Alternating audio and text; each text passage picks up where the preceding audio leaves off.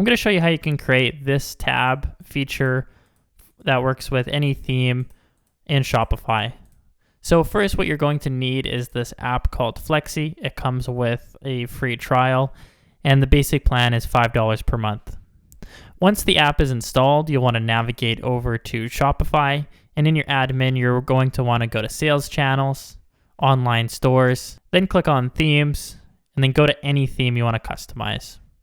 Once you're in the customizer, you'll want to navigate over to your product page. So up top, go to Default Product, and then Products, and then feel free to select your default product or any other product template. Once you're there, go to Product Information, and then you'll be able to click this plus icon here, either in your theme. Make sure this setting is enabled. So you can click in your theme here where it says the plus, or over here in the product information area, you can click plus.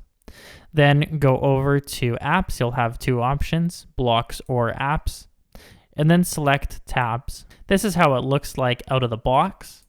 And the way you can edit your content is you can edit tab 1 to say whatever you'd like.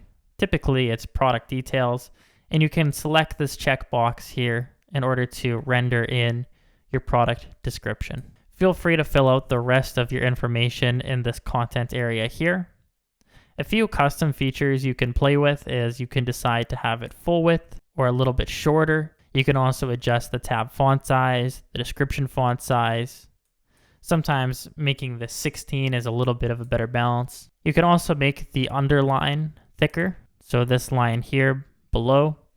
And then you could change some of the colors here too. So you can set your active underline color to something a little bit closer to your theme.